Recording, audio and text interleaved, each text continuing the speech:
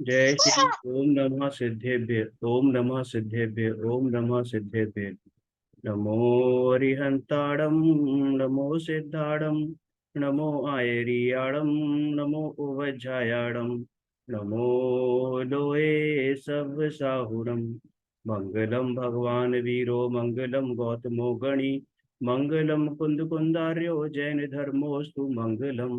सर्व मंगल मांगल्यम सर्व कल्याणकारकम प्रधानम सर्वधर्माणां जैनम जयतु शासनम।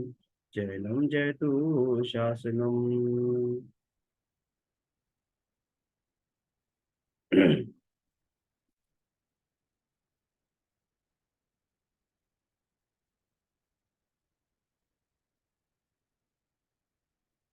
मंगलमय मंगल करण वीतराग विज्ञान नमो ताहि जाते भय अरहंतादि महान। करि मंगल करि हो महा ग्रंथ करन के काज चाहते मिले समाज सब पावे निज पद राज। मिथ्या भाव अभाव ते जो प्रगटे निज भाव सो जयवंत रहो सदा यही मोक्ष उपाव। यही मोक्ष उपाव। अपना मोक्ष मार्ग प्रकाशक जी आचार्य कल्प पंडित प्रवर टोडरमल जी साहब द्वारा विरचित है। बड़ी अद्भुत रचना है। और पहला अधिकार हमने बड़ा फास्ट पेस से किया है। अब दूसरा अधिकार थोड़ा डिटेल्ड में करेंगे, थोड़ा समझेंगे, क्योंकि बहुत महत्वपूर्ण अधिकार है। हमें ये बताया गया है कि हम कर्मों से बंधे हुए हैं और किस तरीके से बंधे हुए हैं, उनका फल क्या है और उसका निदान कैसे है, मतलब उसका क्या इलाज है, कैसे हम मुक्त हो सकते हैं इन कर्मों से। हालांकि इस पूरे मोक्ष मार्ग प्रकाशक में ही यही बताया गया है कि हम कर्मों से मुक्त कैसे हो सकते हैं। देखिए, दोहा हम पढ़ते हैं पहले। दूसरा अधिकार, संसार अवस्था का स्वरूप। संसार अवस्था कैसी है, उसका स्वरूप क्या है। अब संसार अवस्था मतलब ये नहीं जो हम अर्थ देखते हैं, पृथ्वी देखते हैं। संसार अवस्था मतलब हम कैसे थे, कहाँ कहाँ कहाँ घूमे, क्या क्या फल मिलते हैं, किन किन भावों के क्या क्या फल होते हैं, और अभी हम क्या परिणाम कर रहे हैं तो उनका क्या फल मिलने वाला है, कौन कौन से कर्म होते हैं। तो पूरी जो संसार अवस्था है उसके बारे में हम यहाँ पर जानेंगे। दोहा, मिथ्या भाव अभाव ते जो प्रगटे निज भाव। देखो, मिथ्या भाव, मिथ्या भाव का जब अभाव होता है, मिथ्या भाव का मतलब होता है, मिथ्यात्व का मतलब तो हम सभी समझते हैं कि मिथ्या दर्शन। लेकिन जो मिथ्या भाव की बात होती है और मिथ्यात्व की बात होती है, तो उसमें मिथ्या दर्शन, मिथ्या ज्ञान और मिथ्या चारित्र तीनों ही गर्भित हो जाते हैं। तो यही बता रहे हैं कि मिथ्या भाव का जब अभाव होता है तो क्या प्रकट होता है, निज भाव प्रकट होता है। निज भाव अर्थात क्या, कि शुद्धात्मा। अब शुद्धात्मा तो ऑलरेडी मेरे अंदर ही है, तो प्रकट क्या होगा, कि शुद्ध आत्मा प्रकट होने का तात्पर्य ये है कि जब ये मिथ्या भाव का अभाव होता है तो मैं अपने शुद्धात्मा को जान पाता हूँ, मैं अपने परमात्म स्वरूप को जान पाता हूँ। और कैसा जान पाता हूँ, जैसा वो है वैसा ही जान पाता हूँ, यथार्थ रूप से जान पाता हूँ।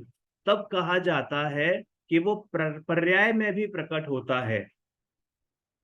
यानी कि इन जो हमारे चारों तरफ जो ऑरा है, आर्टिफिशियल जो ऑरा है, यानी जो कर्म है, जो आते जाते रहे हैं, उनका भी अभाव हो जाता है। और मैं एक त्रिकाली ध्रुव शुद्ध परमात्मा भगवान आत्मा पर्याय में भी प्रकट हो जाता हूँ।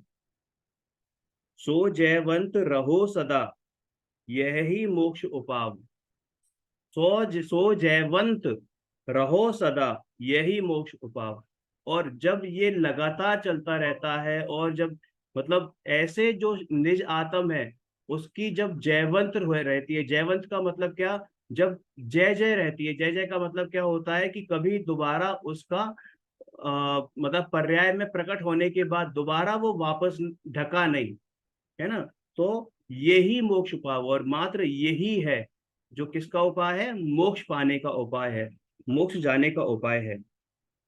अब डिटेल में पढ़ते हैं कि अब इस शास्त्र में मोक्ष मार्ग का प्रकाश करते हैं। वहां बंधन से छूटने का नाम मोक्ष है, बंधन से छूटने का नाम मोक्ष है। अब पहले तो ये डिसाइड करना है कि अपने को बंधन है या नहीं है, और बंधन है तो कौन सा बंधन है। अब कहेंगे कि हम तो नहीं बंधे हुए, देखो हम तो बिल्कुल फ्री हैं, हमारे हाथ पैर बिल्कुल सब काम कर रहे हैं, कोई उसमें दिक्कत नहीं हो रही।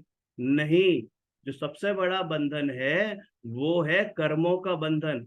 और हमें लगता है कि हम फ्री हैं, क्योंकि अगर हम फ्री होते तो अपनी पोजीशन चेंज नहीं करते। जरा सा हम दुखी होते हैं अपनी पोजीशन चेंज कर लेते हैं। हम किसी चीज को लगातार एक साथ नहीं कर सकते। अगर कोई कहे कि मुझे खाने से सुख मिलता है, यानी फ्रीडम है खाने में, तो भैया वो खाता रहे खाता रहे। लेकिन नहीं, वो खाने के बाद भी उगता जाता है, दुखी हो जाता है। इसका मतलब क्या, कि खाने में भी सुख नहीं है। इसका मतलब वो बंधन में है, वो कहीं ना कहीं किसी न किसी प्रकार से बंधन में है। प्रत्येक जीव जो संसार में है वो किसी न किसी अवस्था में बंधन में ही है। तो वहां बंधन से छूटने का नाम, यानी यहाँ पर कर्म बंधन से परमानेंट फ्रीडम का नाम ही मोक्ष है।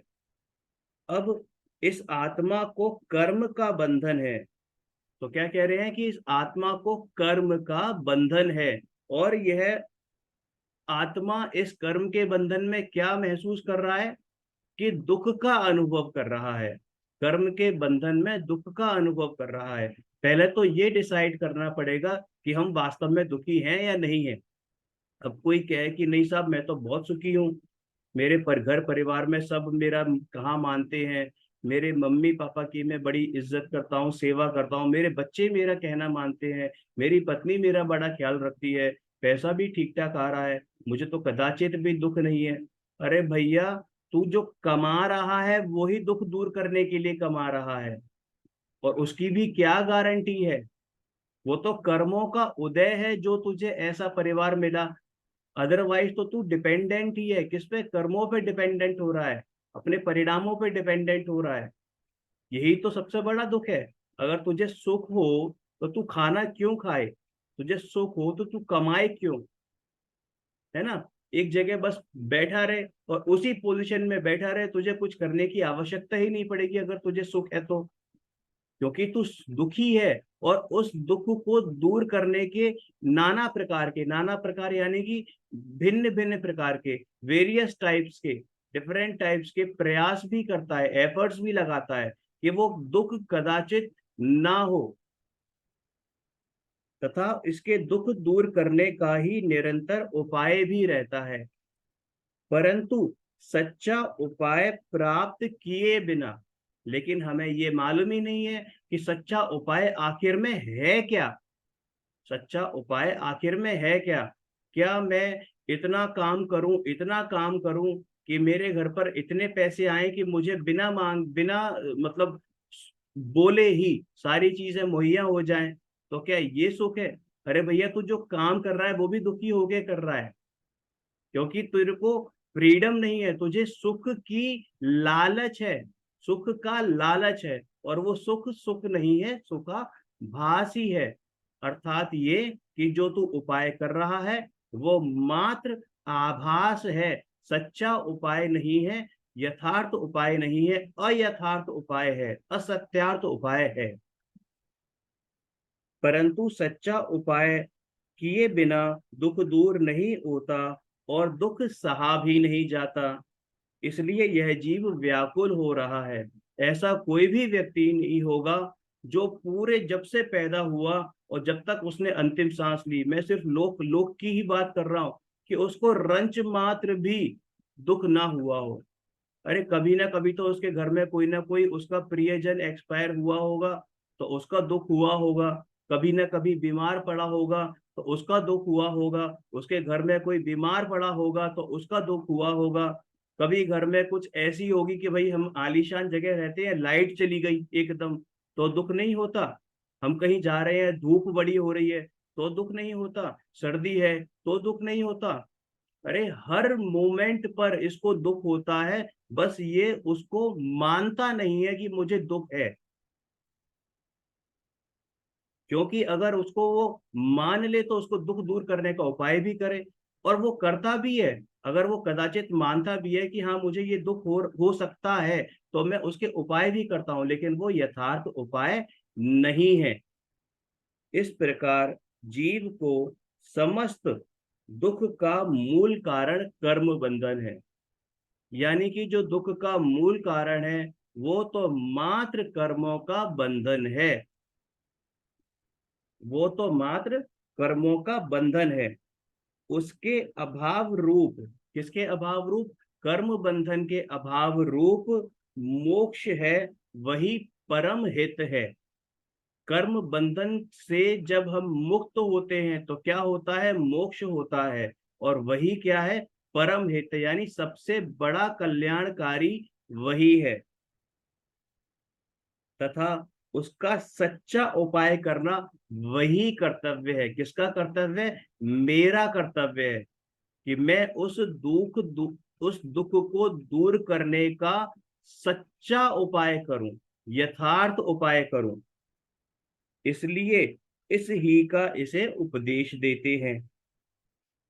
अब यह एग्जाम्पल दे रहे हैं कि वहां वहां यानी लोक में जैसे वैद्य यानी डॉक्टर है, सो रोग सहित मनुष्य को प्रथम तो रोग का निदान बतलाता है। निदान का मतलब है उसको ये विश्वास दिलाता है कि भाई तुझे ये फलाना रोग हुआ है। सपोज हमें कोई दिक्कत हो और हमें नहीं मालूम है कि हमें बीमारी क्या है, लेकिन हाँ हम बुखार, हमें जब फीवर आता है तो जरूरी नहीं है ना कि वो फीवर सिर्फ फीवर ही हो सकता है अंदर कुछ ऐसे चेंजेस हो रहे हो, कुछ गड़बड़ हो रही हो, है ना, किसी और चीज में हो रही हो, तो उसका रिजल्ट भी फीवर के रूप में होता है। किसी को डेंगू होता है तो वो भी फीवर होता है, कोरोना होता है तो भी फीवर होता है ना। बहुत सारी चीजें होती हैं जिनका रिजल्टेंट जो है वो फीवर के रूप में होता है। तो हम जाते हैं डॉक्टर के पास, डॉक्टर साहब फीवर आ रहा है, बुखार आ रहा है, इसका इलाज करिए। तो वो पूरा डायग्नोज करता है, टेस्टिंग वगैरह करवाता है, टेस्टिंग करता है, तब उसका वो बताता है कि भैया तुम्हें जो बुखार हुआ है वो इस कारण से हुआ है, तुम्हारे अंदर ये गड़बड़ी हुई है। ठीक है।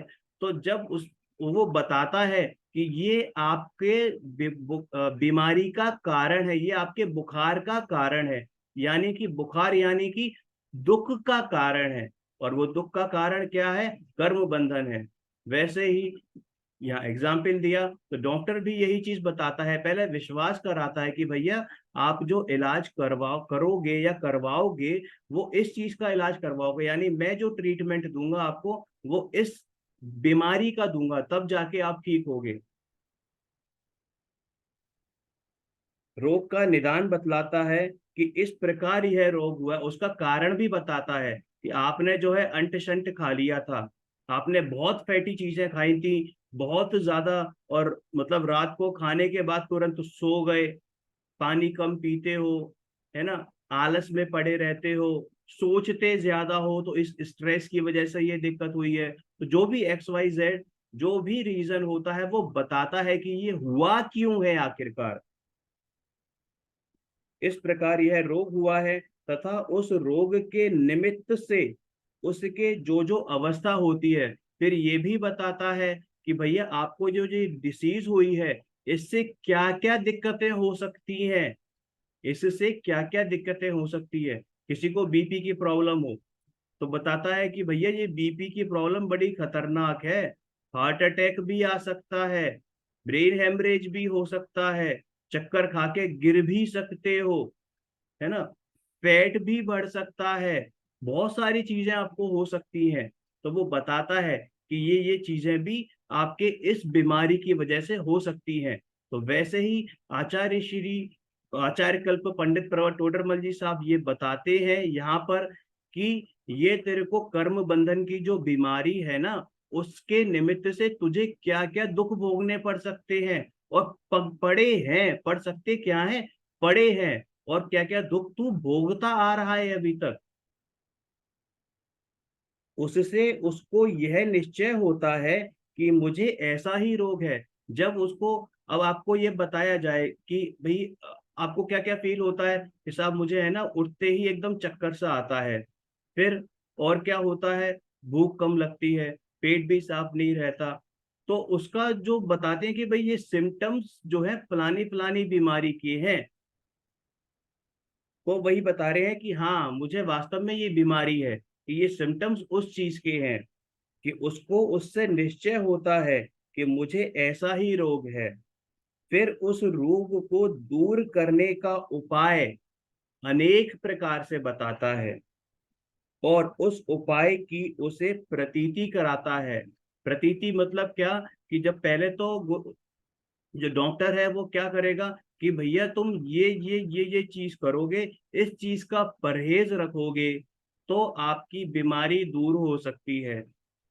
और फिर उसको ये विश्वास दिलाता है कि ऐसा करोगे तभी ये बीमारी दूर होगी। इसका मतलब उसको उस चीज की प्रतीति कराता है, उस इलाज की प्रतीति कराता है, जो उसने मेडिसिन दी, प्रिकॉशंस दिए, प्रिस्क्रिप्शंस दिए, और साथ में कुछ प्रिकॉशन भी बोले कि इसका परहेज आपको करना है। तो उसकी प्रतीति कराता है, उसका विश्वास कराता है कि जब ये करोगे, ये मेडिसिन लोगे, समय पे मेडिसिन लोगे, तो ही ये बीमारी दूर होगी, और हो ही जाएगी। फिर उस रोग को दूर करने के उपाय अनेक प्रकार से बताता है, और उस उपाय की उसे प्रतीति कराता है। इतना तो वैद्य का बतलाना है। अब यहाँ पर रोल खत्म होता है वैद्य का। अब किसका रोल शुरू होता है, उस पेशेंट का जो उसके पास गया है। अब यदि वह रोगी उसका साधन करे, जैसा वैद्य जी ने बताया है वैसा उसको वो माने, उस पर श्रद्धा करे, और फिर उसको वैसा ही अपने जीवन में उतारे, अपने स्वभाव रूप प्रवर्ते, यह रोगी का कर्तव्य है। उसी प्रकार यहाँ कर्म बंधन युक्त जीव को प्रथम तो कर्म बंधन का निदान बतलाते हैं। निदान का मतलब होता है डायग्नोस। पहले ये बताते हैं कि भैया तुझे ये कर्म बंधन है, इसका निश्चय कर, इसको डायग्नोस करके तुझे बीमारी आखिर है कौन सी, कि ऐसे ये कर्म बंधन हुआ है। अब जब बीमारी डायग्नोस करते हैं, होती है, तो ये भी पता चलता है कि बीमारी आखिर हुई कैसे है। जैसे किसी को लीवर में कुछ प्रॉब्लम हो, तो उसके बहुत सारे रीजन हो सकते हैं, लेकिन कोई अगर शराबी कबाबी हो तो उनके लीवरों में प्रॉब्लम ज्यादा देखी जाती है। तो उसको बताते हैं कि भैया तेरा शराब पीने से तेरा लीवर डैमेज हुआ है, और तेरे लीवर में प्रॉब्लम अभी शुरू हुई है। अब तू अगर शराब पीना बंद नहीं करेगा तो लीवर सड़ जाएगा, फिर तेरे बचने के चांसेस भी बहुत कम है। तो वैसे ही यहाँ पे डायग्नोज करवाते हैं कि भैया तेरा जो ये कर्म बंधन है ये अनादि से है, और ये इस कारण से हो रहा है। अब तू अगर इसका इलाज नहीं करेगा तो ऐसे ही मरता रहेगा, कि ऐसे ये कर्म बंधन हुआ है। और उस कर्म बंधन के निमित्त से जो जो अवस्था होती है सो बतलाते हैं। ऊपर क्लैरिफिकेशन दे दिया है। उससे जीव को निश्चय होता है, यानी कि उससे जीव को पता चलता है, निर्णय होता है अंदर कि हाँ मुझे ऐसा कर्म बंधन है। क्योंकि अगर उसको, अब कई जीव ऐसे हो, खूब पढ़े लिखे हो, और फिर वो कहें कि मुझे तो नहीं है कर्म बंधन, है ना, मतलब उन्होंने पढ़ लिया कहीं कि मुझे तो कर्म बंधन नहीं है, मैं त्रिकाली मुक्त हूँ, त्रिकाली शुद्ध हूँ। भैया स्वभाव से तू त्रिकाली शुद्ध है, तू मान रहा है? अगर तू शुद्ध है तो ये शरीर कैसा है? ये शरीर भी तो कर्मों के बंधन से मिला हुआ है। जो घर परिवार या जो दुख तू महसूस करता है, वो भी तो घर कर्म बंधन से मिला हुआ है। अगर तू शुद्ध होता तो तो अगर तू सुखी होता, परमानेंट सुखी होता, तो तू शुद्ध होता। और तू शुद्ध होता तो भैया तो दुख दूर करने का उपाय करता क्यों है आखिर, है ना? तो वही बता रहे हैं कि उससे इस जीव को निश्चय होता है कि मुझे ऐसा ही कर्म बंधन है, तथा उस कर्म बंधन के दूर होने का उपाय अनेक प्रकार से करते हैं। किस उस कर्म बंधन को दूर होने का उपाय अनेक प्रकार से बतलाते हैं, और उस उपाय की इसे प्रतीति कराते हैं। विश्वास आना बेहद आवश्यक है, बल्कि कहना चाहिए अति आवश्यक है, कि आप इस कर्म बंधन से मुक्त हो सकते हैं। और ये सर्टेन प्रोसीजर है, उसको फॉलो करके, एक सर्टेन प्रोसेस को फॉलो करके आप इस कर्म बंधन से मुक्त हो सकते हैं, इस बीमारी से मुक्त हो सकते हैं, बशर्ते आपको एक सर्टेन प्रोसेस, जैसा सर्वज्ञ ने बताया, जैसा श्री गुरु ने बताया, जैसा पंडित जी साहब ने बताया, विद्वानों ने बताया, ज्ञानियों ने बताया, हमारे वैद्य ने बताया, है ना, आत्म कल्याण के रास्ते में जो हमें वैद्य मिले, उन्होंने हमें बताया। इसका विश्वास आना बेहद आवश्यक है कि हाँ, जो ये बता रहे हैं ये ही यथार्थ इलाज है मेरे कर्म बंधन से मुक्त होने का, यानी मेरे जो ये दुख चला आ रहा है उससे मुक्त होने का। आपको पता है, हमारे जो भाव हैं वो प्रति समय बदलते हैं। हमारे जो भाव हैं वो प्रति समय बदलते हैं। कभी दो समय ऐसे नहीं होते जब पिछले 99 समय में जो भाव था वही भाव 900 समय में हो। वो हमें ऐसा महसूस हो सकता है कि हाँ नहीं बदले हैं, लेकिन एक्चुअल में बदलते हैं। अगर आप स्थूल रूप से भी देखें तो देखो, मैंने कई बार यहाँ पे मुंह पर ये ऐसा किया, तो ये क्या था, ये भाव परिवर्तन हुआ, तुरंत भाव बदला। अगर भाव नहीं बदलता तो मेरे हाथ की दशा ऐसी वैसी नहीं होती, बोलने का वो वैसा नहीं होता। भाव बदल रहा है, वरना आप जो है, आप सोते हैं तो करवटें चेंज करते हैं, तब तो आप कह सकते हैं कि मेरा उस समय कुछ भाव ही नहीं होता। लेकिन आप करवट चेंज कर रहे हो तो इसका मतलब भाव बदला है। आपको एक जगह आपको आराम नहीं मिला, फिर पता लगा आपने दूसरी करवट चेंज करी तो आपको उस जगह आराम नहीं मिला, थोड़ी देर बैठ लेटे रहे, लेकिन फिर आपने करवट चेंज कर ली और आपको उसका पता भी नहीं चला। रात में सोते सोते आपने कई बार करवटें चेंज कर ली। हम कहीं बैठते हैं तो आड़े टेढ़े, कभी ऐसे कभी ऐसे, हर बार पोजीशन चेंज होती है। आप इसको गौर करके देखिएगा। हम खाना भी खाते हैं तो खाना एक ही बार खाते हैं कि हर बार ग्रास ले रहे हैं, उसका हर बार गस्सा मुंह में रख रहे हैं, तो भाव चेंज हो रहा है। आप किसी के बारे में कुछ सोचते हैं ना, तो ये भी हो सकता है, मुमकिन है कि अभी एक समय पहले आपने बहुत अच्छा सोचा और उसके अगले समय ही आपने आपके मन में उसके प्रति द्वेष भाव आ गया। ऐसा भी कई बार होता है। या किसी के प्रति द्वेष भाव था और अचानक ही आपको उसके प्रति प्रेम उमड़ आया। टीवी के चैनल चेंज करते हैं तो ये भी भाव परिवर्तन है। तो प्रत्येक समय जीव का भाव बदलता है। जैसे पर्याय बदलती है वैसे ही भाव भी बदलता है। यदि यह जीव उसका साधन करे तो कर्म बंधन से मुक्त होकर अपने स्वभाव रूप प्रवर्ते। अपने स्वभाव रूप कैसे? शुद्धात्मा रूप, निज आत्मा रूप प्रवर्ते, यह जीव का कर्तव्य है। अब आ गए हम 22 पेज पर। कर्म बंधन का निधान। कर्म बंधन का निदान। सो यहाँ प्रथम ही कर्म बंधन का निदान बतलाते हैं। कर्म बंधन होने से नाना औपाधिक भावों में, जो अभी मैंने बात कही थी ना कि हमारा भाव प्रति समय परिवर्तन होता है, वो यही चीज है कि नाना मतलब वेरियस, डिफरेंट, बहुत प्रकार के। औपाधिक भाव, जो ये भाव परिवर्तन हो रहा है ना, ये सारे औपाधिक भाव परिवर्तन है। उपाधि रहित, उपाधि सहित जो भाव हैं वो परिवर्तित परिवर्तित हो रहे हैं। भावों में परिभ्रमणपना, परिभ्रमणपना का मतलब यही परिणमना, कि उसी में ही हम डूबे रहते हैं। किसी के प्रति अच्छा भाव कर लिया, किसी के प्रति बुरा भाव कर लिया, किसी अपने लिए ही कभी कभी अच्छा भाव आता है तो कभी कभी अपने लिए ही बुरा भाव आता है। अरे आज तो बड़ी गर्मी है, और पता लगा उतना ही टेम्परेचर है। है ना, आज तो मौसम बड़ा अच्छा हो रहा है। मतलब वो सारी जो चीजें हैं ना, वो हमारे भावों पे निर्भर करती हैं, और वो भाव कौन से हो रहे हैं, बदल रहे हैं, वो औपाधिक भाव हैं, उपाधि सहित भाव हैं। जो मनुष्य पर्याय है ना, ये आपकी औपाधिक भाव है। मनुष्य पर्याय, जो देव गति में जो जीव है, जो उनको भाव आते हैं, वो उनके उपाधिक औपाधिक भाव है। त्रियंच गति में त्रियंच की जो उपाधि है, उसके भाव है। अब उपाधि सिर्फ मनुष्य ही नहीं, हमने तो पता नहीं कितनी प्रकार की उपाधियां ले रखी हैं। बाप की, बेटे की, पति की, पत्नी की, सास की, बहू की, टीचर की, स्टूडेंट की, मनुष्य की, लंबा होना, गोरा होना, ये सब औपाधिक भाव हैं। सबके सब औपाधिक भाव हैं।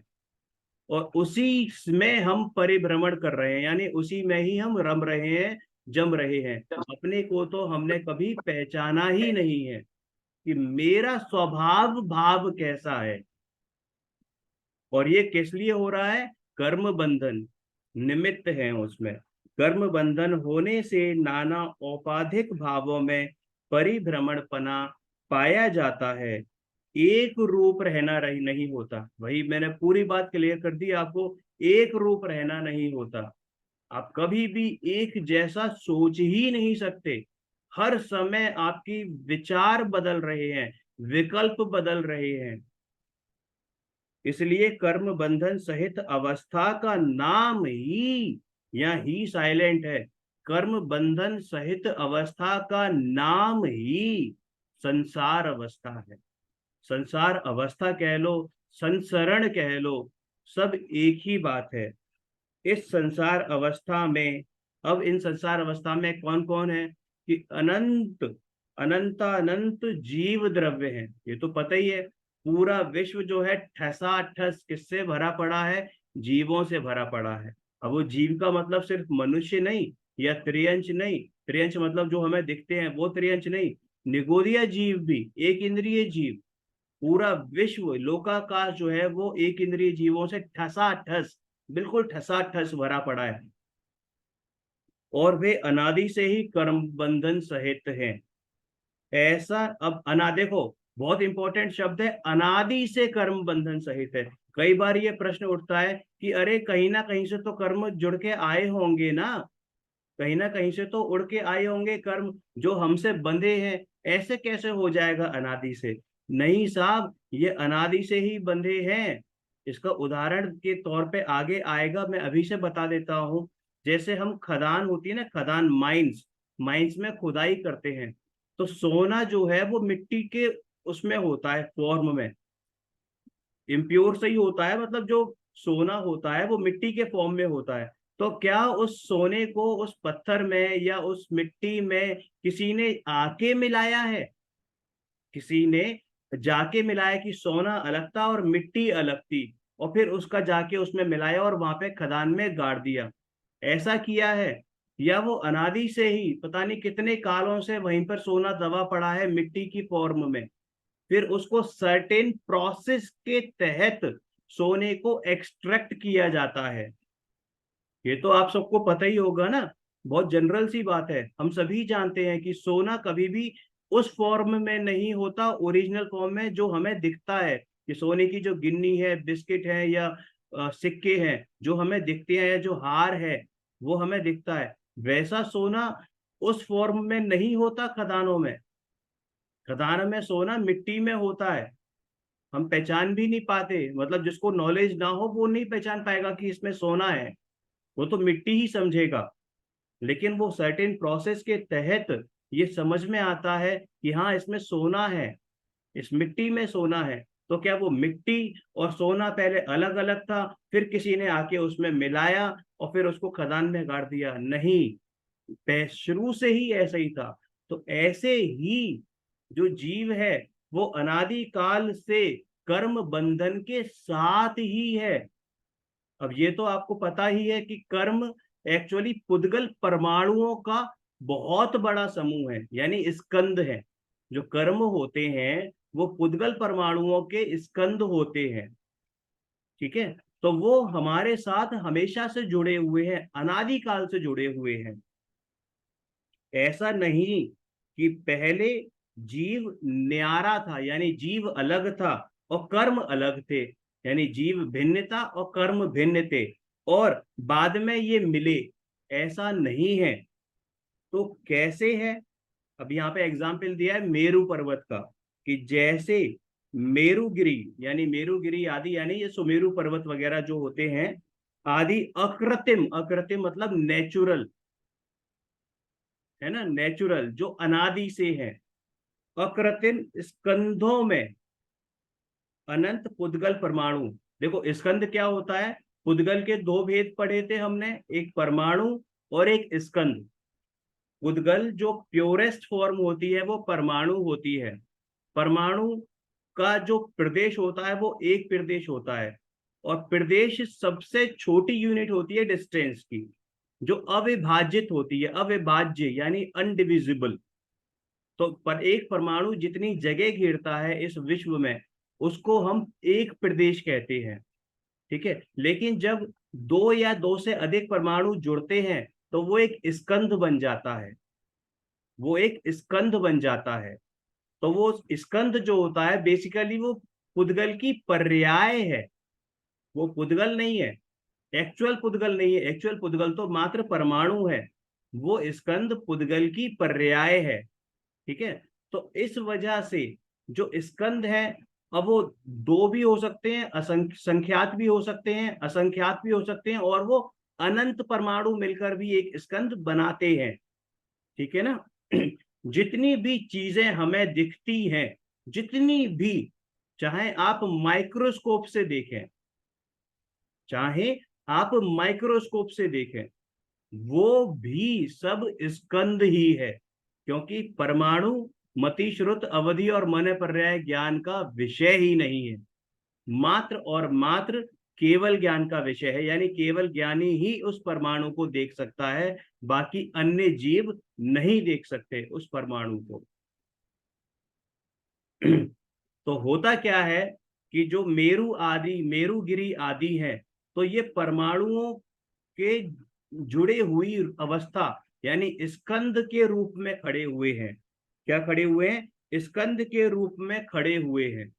और स्वभाव से देखें तो प्रत्येक परमाणु अपने में है, यानी भिन्न है, दूसरे परमाणु से भिन्न है, बस वो जुड़ा हुआ है, ठीक है। तो जैसे मेरुगिरी आदि अकृत्रिम स्कंदों में अनंत पुद्गल परमाणु अनादि से एक बंधन रूप हैं, फिर उनमें से कितने ही परमाणु भिन्न होते हैं। बहुत इंपॉर्टेंट बात है, मैं आपको एक उदाहरण देता हूं। जैसे ये है मेरे पास, है ना, ये भी पुद्गल का बना हुआ है। ये जमीन यहाँ पे रखा, यहाँ पर, ठीक है। एक एग्जाम्पल ध्यान से सुनिएगा। ये यहाँ पे रखा, ये पुद्गल परमाणुओं का बना है। मैंने इसको यहां से यों उठाया, यहां से ऊपर उठाया, तो इसके असंख्यात परमाणु मेरे हाथ पे ही रह गए, असंख्यात परमाणु मेरे हाथ पे ही रह गए, हमें मालूम भी नहीं पड़ा। मतलब क्या, कि उतने ही परमाणु, मतलब वो ही परमाणु नहीं है जो आपको यहाँ दिखाई दे रहे हैं। जो परमाणु हमें दिखाई नहीं दे रहे हैं वो परमाणु तो यही रह गए, इसी में रह गए, मेरे हाथ पे ही रह गए। तो इस प्रकार प्रत्येक प्रत्येक प्रत्येक पुद्गल स्कंद में से परमाणु निकलते हैं जुड़ते हैं, निकलते हैं जुड़ते हैं, नए परमाणु आते हैं, पुराने परमाणु निकलते हैं। मतलब हमारे हाथ में जो पुद्गल का जो शरीर है ना, इसमें से भी प्रति समय असंख्यात परमाणु निकल रहे हैं और नए जुड़ रहे हैं, निकल रहे हैं नए जुड़ रहे हैं, निकल रहे हैं नए जुड़ रहे हैं। तो इसका मतलब क्या हुआ, कि आप ये कह सकते हो कि साहब, मतलब अगर इसमें से मेरे परमाणु निकल रहे हैं, शरीर के परमाणु निकल रहे हैं, तो मैं, मतलब मेरा वजन कम ज्यादा होना चाहिए। हाँ, होता है। आप आधे घंटे, एक घंटा आप बैठो ना, तो आपका वजन में परिवर्तन होता है। बस बात यह है कि वो वजन में इतना परिवर्तन होता है कि वो हम देख नहीं पाते। हम किलोग्राम में बात करते हैं, हम ग्राम में बात करते हैं। अरे अगर आप उसको मिलीग्राम में भी नापो ना, तब आपको फर्क नजर आ जाएगा। एक घंटे पहले मेरा सपोज 75 kg 500 ग्राम, फिर उसमें कुछ मिलीग्राम जो वजन था, और उसको मैं 1 घंटे बाद नापूं, तो आपको मिलीग्राम के उसमें वजन में फर्क नजर आ जाएगा। मतलब इसका मतलब क्या, और ये बात प्रैक्टिकल है, उसका मतलब क्या कि आपके जो शरीर है उसमें से परमाणु प्रत्येक समय झड़ रहे हैं, आ रहे हैं, झड़ रहे हैं, आ रहे हैं। ये गारंटी नहीं है कि उतने ही होंगे, बट झड़ रहे हैं, आ रहे हैं, उतने भी हो सकते हैं और उतने नहीं भी हो सकते हैं। ठीक है ना। तो हर चीज के, अब ये शास्त्र जी हैं, ठीक है तो ये पुद्गल ना, तो इसमें से भी जब जैसी मैंने ये टेबल पे से उठाई, इसके असंख्यात परमाणु टेबल पे ही रह गए, असंख्यात परमाणु टेबल पे ही रह गए। मैंने ये हाथ उठाया, तो इस हाथ के, इस शरीर के असंख्यात परमाणु यही टेबल पे रह गए। और तो और टेबल पे क्या रह गए, ये जितनी डिस्टेंस यहाँ से यहाँ तक है, इसमें भी गिर रहे हैं, इसमें भी गिर रहे हैं, ऊपर से भी निकल रहे हैं, और आ भी रहे हैं। ऐसा नहीं कि नहीं आ रहे हैं, इसमें कई सारे ऐसे परमाणु होंगे, जब टेबल पे मेरा हाथ था तो टेबल के परमाणु इसमें जुड़ गए। ऐसा भी कई बार, ऐसा कई बार नहीं, ऐसा भी होता है कि टेबल, जैसे मैंने इस हाथ पर, इसके परमाणु अलग हैं और इस हाथ के परमाणु अलग हैं, और मैंने यह जोड़े, तो इस हाथ के परमाणु इसमें भी जा सकते हैं और इस हाथ के परमाणु इसमें भी आ गए। ऐसा भी होता है। तो हर समय, हर पुद्गल अवस्था में से, यानी स्कंद में से परमाणु, नए परमाणु जुड़ते हैं, पुराने परमाणु विघटित होते हैं। तो वही बता रहे हैं कि वैसे ही हमारे जो कर्म है ना, वो कर्म कोई एक नहीं है, अनंत पुद्गल परमाणुओं का पिंड है वो कर्म, और उसमें से कई कर्म निकल जाते हैं, यानी कर्म परमाणु निकल जाते हैं और कर्म परमाणु आ जाते हैं। कर्म परमाणु निकलते हैं, कर्म परमाणु आते हैं। ठीक है। और प्रति समय ऐसा होता है, प्रति समय, ऐसा नहीं कि एक समय में सिर्फ एक परमाणु निकलेगा, एक समय में अनंत परमाणुओं का आवागमन चलता है। तो जैसे इसमें कुछ डाउट तो नहीं है किसी को? आप रेस्पॉन्स करोगे तो थोड़ा सही रहेगा। ठीक है। All good Modi. ठीक है। ऐसा नहीं कि पहले जीव, ये हो गया, जैसे मेरुगिरी आदि अकृत्रिम स्कंधों में अनंत पुद्गल परमाणु अनादि से एक बंधन रूप हैं, फिर उनमें से कितने ही परमाणु भिन्न होते हैं, कितने ही नए मिलते हैं, इस प्रकार मिलना बिछुड़ना लगा रहता है। देखो, इससे है ना पुद्गल की डेफिनेशन भी समझ में आती है। पुद्गल की जो डेफिनेशन होती है ना, उसको शब्द अगर समझें, तो शब्द में उसको संधि विच्छेद करें ना, तो पुद्गल, पुद प्लस गल, पुद का मतलब होता है जुड़ना, और गल का मतलब होता है बिछुड़ना।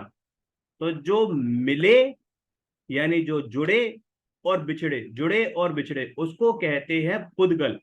तो ऐसे ही जो पुद्गल के जो परमाणु हैं, वो मिलते बिछड़ते रहते हैं, उनकी ऐसी ही योग्यता होती है। उसी प्रकार, अब देखिए कर्म बंधन पर आते हैं, उसी प्रकार जीव पर, उसी प्रकार इस संसार में एक जीव द्रव्य और अनंत कर्म रूप पुद्गल परमाणु, उनका एक बंधन है, अनादि से, उनका अनादि से एक बंधन रूप है।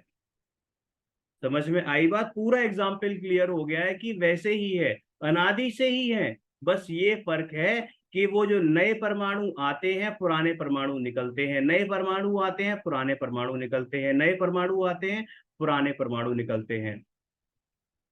फिर उनमें कितने ही कर्म परमाणु भिन्न होते हैं, कितने ही नए मिलते हैं।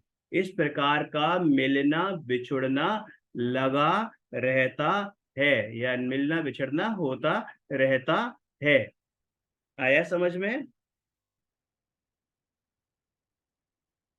कर्मों के अनादिपने से सिद्धि, अनादिपने की सिद्धि। अब देखिए, बड़ा इंपॉर्टेंट है कि यहाँ प्रश्न यह है कि पुद्गल परमाणु तो रागादिक के निमित्त से, अब कोई यहाँ प्रश्न करे कि पुद्गल परमाणु तो भैया कर्म रूप होते हैं, तो अनादि कर्म रूप कैसे हैं? अब जो ये कर्म है ना, कर्म मतलब कर्म कोई ऐसे नहीं कि बाहर कर्म घूम रहे हैं, ये पुद्गल परमाणु होते हैं।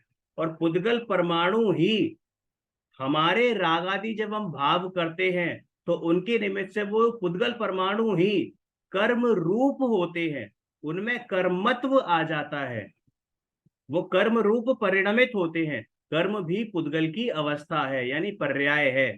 तो उनमें जो कर्म रूप जिन जिन परमाणुओं में कर्म रूप होने की योग्यता है, उन परमाणुओं में वो परमाणु कर्म रूप परिणमित हो जाते हैं, वही चुपकते हैं। ऐसा नहीं कि मेरे आजू बाजू जितने भी हैं वो सब कर्म परमाणु हैं, है ना। मेरे में जो अंदर जुड़े हुए हैं, मेरा जो भगवान आत्मा है, उसके चारों तरफ जो कर्मों का पिंड जो बना हुआ है, कर्मों का जो शरीर बना हुआ है, वो एक्चुअल में कर्म रूप पुद्गल परमाणु है। वो पुद्गल परमाणु ही थे, फ्री थे, लेकिन जब मुझसे जुड़े तो वो कर्म रूप होकर जुड़े। तो ये कह रहे हैं कि वो कर्म रूप होते हैं, तो अनादि से कर्म रूप कैसे हैं, अनादि कर्म रूप कैसे हैं। समाधान देखिए, निमित्त तो नवीन कार्य हो उसमें ही संभव है। निमित्त तो नवीन कार्य, कह रहे हैं कि कर्म रूप हुए हैं, तो भैया ये कैसे हुए हैं। तो कह रहे हैं कि निमित्त तो नवीन कार्य जब होता है ना तभी होता है, अनादि अवस्था में। अब जो चीज अनादि से है उसमें निमित्त काहे का, जो चीज अनादि से ही है उसमें निमित्त काहे का, है ना। तो अनादि अवस्था में निमित्त का कोई प्रयोजन नहीं है। जैसे नवीन पुद्गल परमाणुओं का बंधन, नवीन पुद्गल परमाणुओं का बंधन का मतलब बंधना। तो स्निग्ध रुक्ष, स्निग्ध रुक्ष का मतलब होता है, रुक्ष का मतलब रूखा, स्निग्ध का मतलब चिकना। परमाणुओं की, पुद्गल की ये अवस्था होती है, कैसे होते हैं, रूखा चिकना, हल्का भारी। ये हमने पढ़ा था ना, रूखा चिकना हल्का भारी वगैरह, ये सब पढ़ा था स्पर्श उसमें। तो स्निग्ध रुक्ष गुण के अंशों से ही होता है।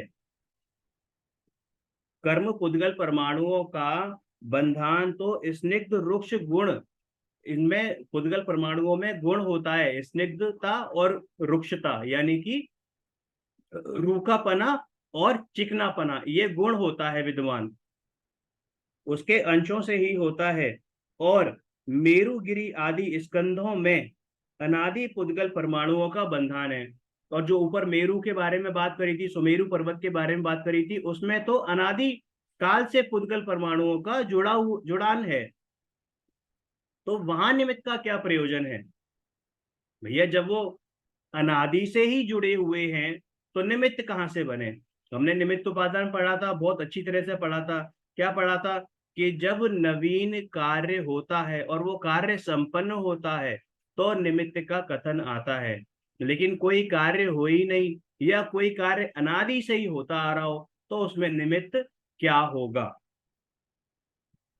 उसी प्रकार नवीन परमाणुओं का कर्म, हाँ अब देखो बात आ गई, उसका जवाब दिया है कि कर्म बंधन तो अनादि से है, लेकिन जो नए कर्म रूप परमाणु आए हैं, जो नए कर्म रूप परमाणु आए हैं, या पुराने कर्म रूप परमाणु अपना कर्मत्व छोड़कर हमसे निकले हैं, उस कार्य में, क्योंकि वो कार्य नवीन हो रहा है, जो कर्म रूप परमाणु नए आ रहे हैं या पुराने कर्म रूप परमाणु अपना कर्मत्व छोड़कर निकल रहे हैं, वो कार्य नवीन हो रहा है। उसमें निमित्त कौन है, उसमें हमारे रागादि भाव है। अभी रागादि का मतलब केवल राग नहीं, मोह राग द्वेष, ये भाव है, मिथ्या भाव है। समझ में आया। परमाणुओं का कर्म रूप होना, नवीन परमाणुओं का कर्म रूप होना तो रागादि से ही होता है।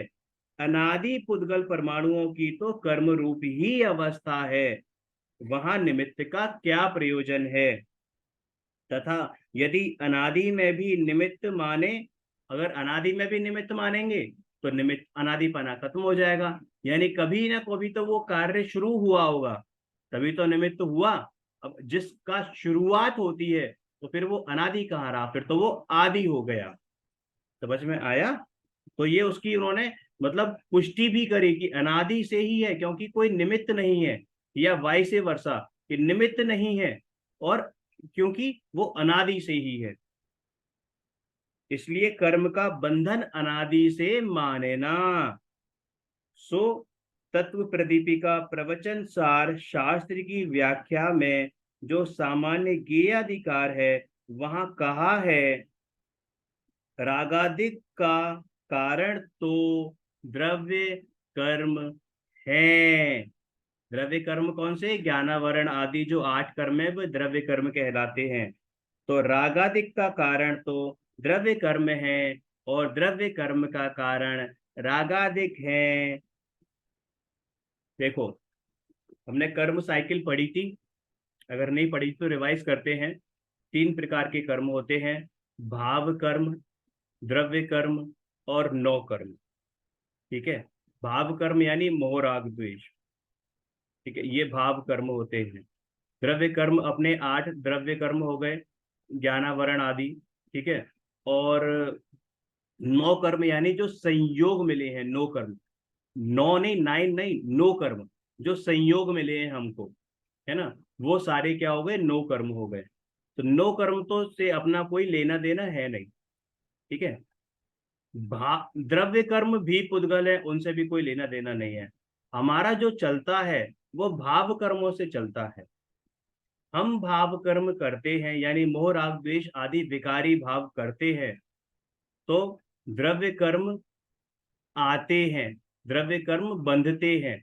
और उन द्रव्य कर्मों का जब उदय होता है, तो उस उदय के स्वरूप, फल स्वरूप, हमें उन द्रव्य कर्मों के उदय के फल स्वरूप हमें नौ कर्म प्राप्त होते हैं।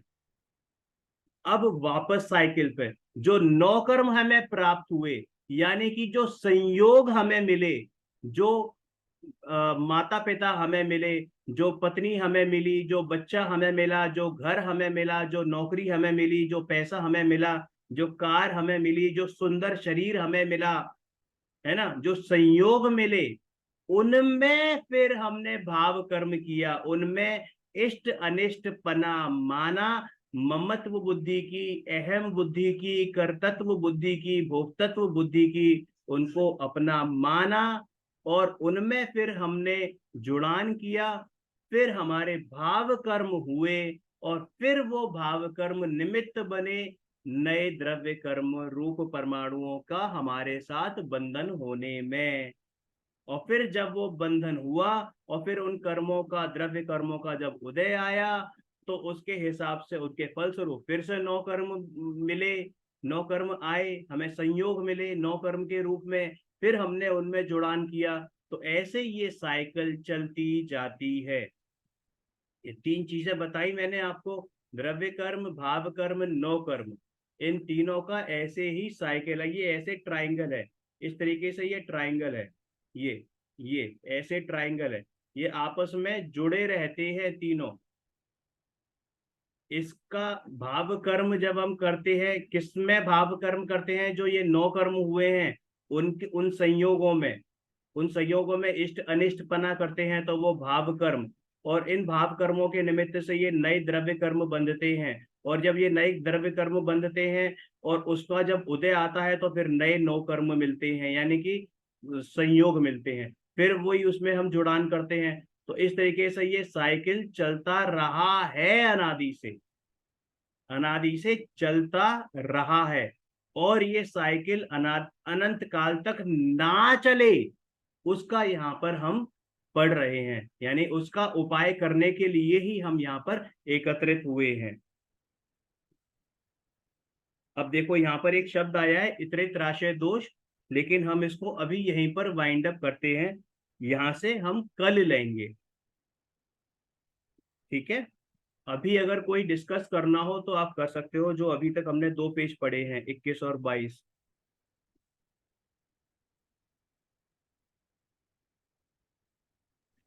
Thank you.